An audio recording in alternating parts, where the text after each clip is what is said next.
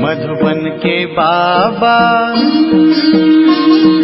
मधुबन के बाबा मुरली वाले, आपका क्या कहना, आपका क्या कहना।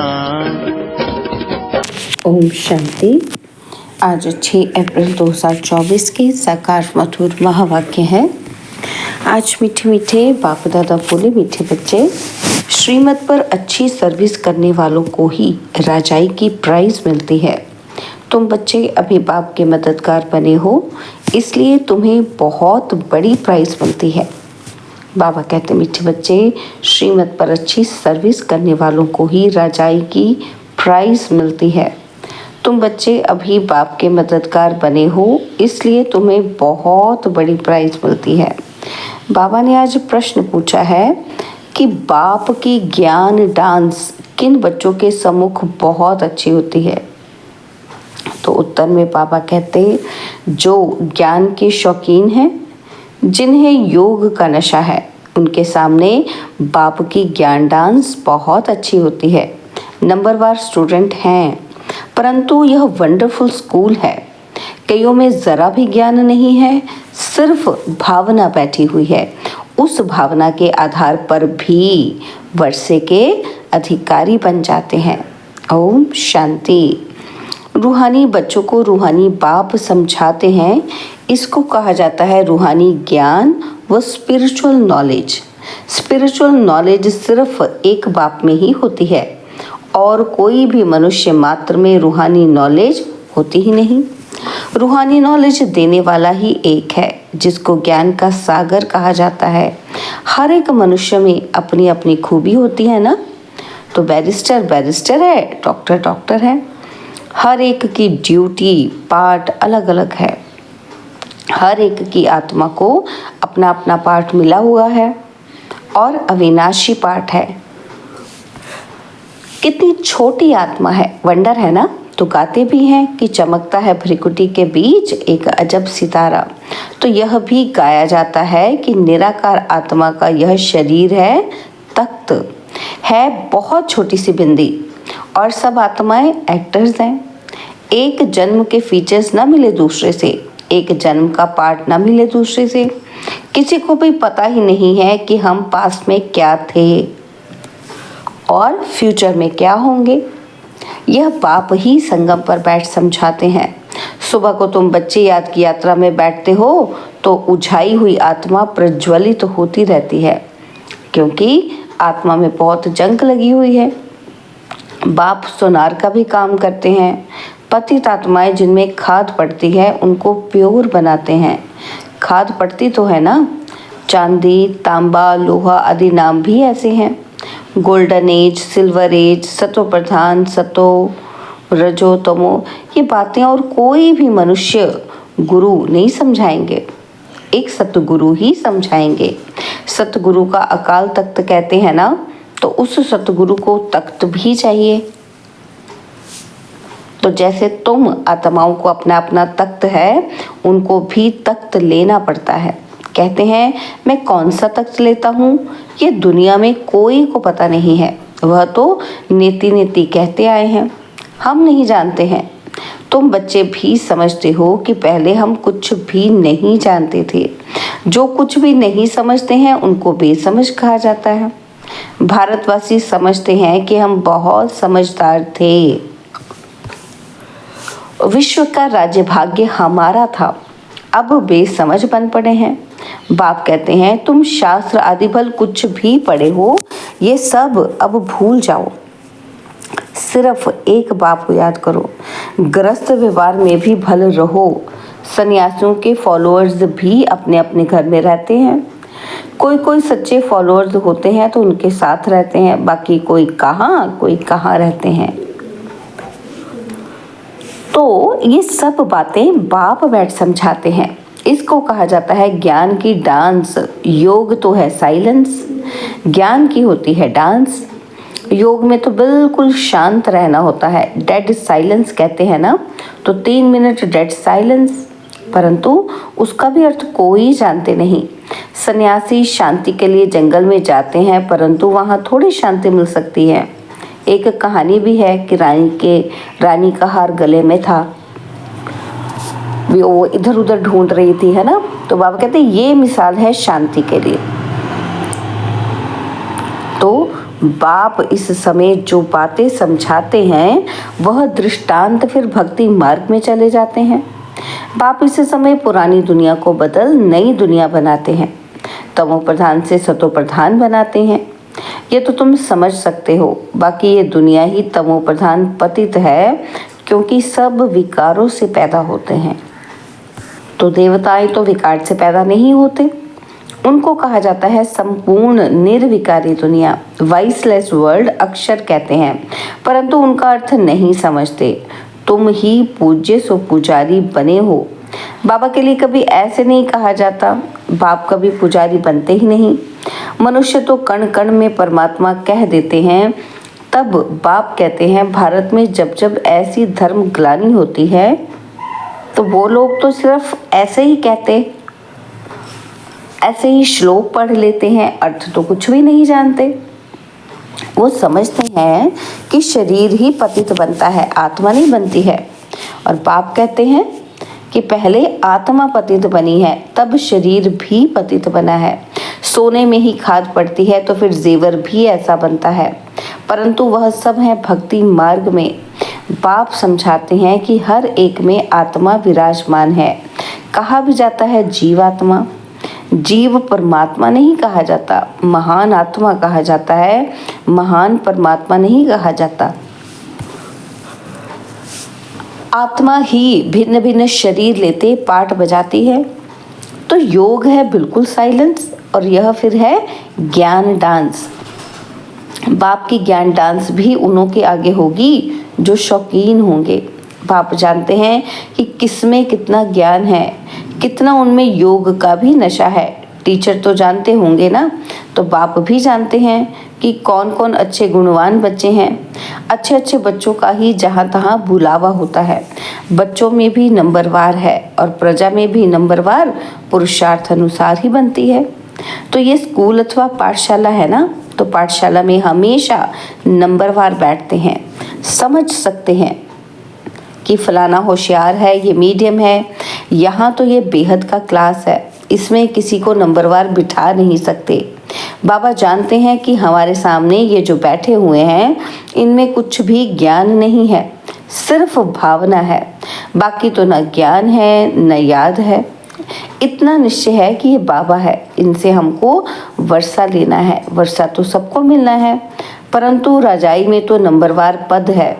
जो बहुत अच्छी सर्विस करते हैं उनको तो बहुत अच्छी प्राइज मिलती है। यहाँ सभी को प्राइज देते रहते हैं।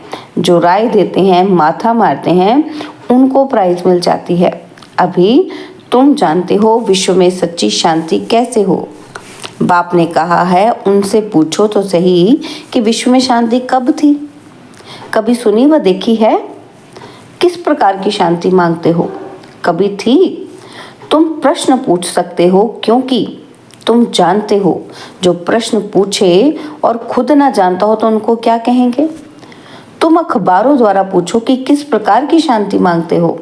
शांति धाम तो है जहाँ हम सब आत्माएं रहती हैं। बाप कहते हैं एक तो शांति धाम को याद करो और दूसरा सुख धाम को याद करो। सृष्टि के चक्र का पूरा ज्ञान ना होने के कारण कितने गोपोड़े आदि लगा दिए हैं। तुम बच्चे जानते हो हम डबल सिरताज बनते हैं। हम देवता थे, अब फिर मनुष्य बने हैं। देवताओं को देवता कहा जाता है, मनुष्य नहीं, क्योंकि दैवी गुण वाले हैं ना। तो जिनमें अवगुण हैं वह कहते हैं मुझ निर्गुण हारे में कोई गुण नहीं। शास्त्रों में जो बातें सुनी हैं वो सिर्फ गाते रहते हैं कि अच्युतम केशवम, है ना। तो बाबा कहते हैं जैसे तोते को सिखलाया जाता है। कहते हैं बाबा आकर हमको पावन बनाओ। ब्रह्मलोक को वास्तव में दुनिया नहीं कहेंगे, वहाँ तो तुम आत्माएं रहती हो। वास्तव में पाठ बजाने की दुनिया यही है और वो है शांति धाम। बाप समझाते हैं कि मैं बैठ तुम बच्चों को अपना परिचय देता हूँ। मैं आता ही उसमें हूँ जो अपने जन्मों को नहीं जानते, यह भी अभी सुनते हैं। मैं इनमें प्रवेश करता हूँ। पुरानी पतित दुनिया रावण की दुनिया है। जो नंबर 1 पावन था वही फिर नंबर लास्ट पतित बना है। उनको अपना रथ बनाता हूँ। फर्स्ट सो लास्ट में आया है और फिर फर्स्ट में जाना है। चित्र में भी समझाया है। क्या समझाया है कि ब्रह्मा द्वारा मैं आदि सनातन देवी देवता धर्म की स्थापना करता हूँ। ऐसे तो नहीं कहते हैं कि देवी देवता धर्म में आता हूँ। जिस शरीर में आकर बैठते हैं वही फिर जाकर नारायण बनते हैं। विष्णु कोई और नहीं है। लक्ष्मी नारायण अथवा राधे कृष्ण की जोड़ी कहो। विष्णु कौन है यह भी कोई नहीं जानते हैं। बाप कहते हैं मैं तुमको वेदों शास्त्रों सब चित्रों आदि का राज समझाता हूँ। मैं जिसमें प्रवेश करता हूँ वह फिर ये बनते हैं। प्रवृत्ति मार्ग है ना, यह ब्रह्मा सरस्वती फिर वह लक्ष्मी नारायण बनते हैं। इनमें माना ब्रह्मा में प्रवेश कर ब्राह्मणों को ज्ञान देता हूँ तो यह ब्रह्मा भी सुनते हैं। ये फर्स्ट नंबर में सुनते हैं। यह है बड़ी नदी ब्रह्मपुत्रा। मेला भी सागर और ब्रह्मपुत्रा नदी पर लगता है। बड़ा मेला लगता है जहाँ सागर और नदी का संगम होता है। मैं इसमें प्रवेश करता हूँ। यह वह बनते हैं। इनको वह माना ब्रह्मा से विष्णु बनने में 1 सेकंड लगता है। साक्षात्कार हो जाता है और झट निश्चय हो जाता है कि मैं ये बनने वाला हूँ, विश्व का मालिक बनने वाला हूँ।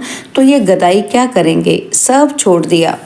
तुमको भी पहले मालूम हुआ कि बाबा आया हुआ है, ये दुनिया खत्म होने वाली है, तो झट भागे।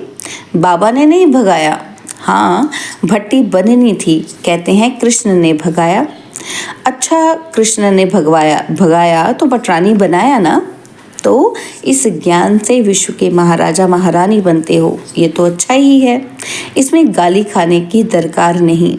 फिर कहते हैं कलंक जब लगते हैं तभी कलंगी धर बनते हैं। कलंक लगाते हैं शिव बाबा पर, कितनी ग्लानि करते हैं। कहते हैं हम आत्मा सो परमात्मा, परमात्मा सो हम आत्मा। अब बाप समझाते हैं ऐसे है नहीं। हम आत्मा अभी सो ब्राह्मण हैं। ब्राह्मण है सबसे ऊंच कुल। इसको डिनाइस्टी नहीं कहेंगे। डिनाइस्टी अर्थात जिसमें राजाई होती है। यह तुम्हारा कुल है बहुत सहज। हम ब्राह्मण तो देवता बनने वाले हैं, इसलिए दैवी गुण जरूर धारण करने हैं। सिगरेट बीड़ी आदि का देवताओं को भोग लगाते हो क्या? तो श्रीनाथ द्वार में तो बहुत घी के माल ठाल बनते हैं। भोग इतना लगाते हैं जो फिर दुकान लग जाती है। यात्री जाकर लेते हैं। मनुष्य की बहुत भावना रहती है। सत्युग में तो ऐसी बातें होती नहीं। ऐसी मक्खियाँ आदि होंगी नहीं जो किसी चीज़ को खराब करें। ऐसी बीमारी आदि वहाँ होती नहीं। बड़े आदमियों के पास सफाई भी बहुत होती है। वहाँ तो ऐसी बातें ही नहीं होती, रोग आदि होते नहीं। ये सब बीमारियाँ द्वापर से निकलती हैं। बाप आकर तुमको एवर हेल्दी बनाते हैं। तुम पुरुषार्थ करते हो बाप को याद करने का, जिससे तुम एवर हेल्दी बनते हो। आयु भी बड़ी होती है। कल की बात है, 150 वर्ष आयु थी ना, तो अभी तो 40-45 वर्ष एवरेज है, क्योंकि वह योगी थे और ये भोगी हैं। तुम राजयोगी राज ऋषि हो, इसलिए तुम पवित्र हो। परंतु यह है पुरुषोत्तम संगम युग, मास या वर्ष नहीं। बाप कहते हैं मैं कल्प कल्प पुरुषोत्तम संगम युगे युगे आता हूँ। बाप रोज रोज समझाते रहते हैं। फिर भी कहते हैं कि एक बात कभी नहीं भूलना, पावन बनना है तो मुझे याद करो। अपने को आत्मा समझो, देह के सभी धर्म त्याग करो। अब तुमको वापस जाना है। मैं आया हूँ तुम्हारी आत्मा को साफ करने, जिससे फिर शरीर भी पवित्र मिलेगा। यहाँ तो विकार से पैदा होते हैं। आत्मा जब संपूर्ण पवित्र बनती है तब तुम पुरानी जुत्ती को छोड़ते हो और फिर नई मिलेगी। तुम्हारा गायन है वंदे मातरम।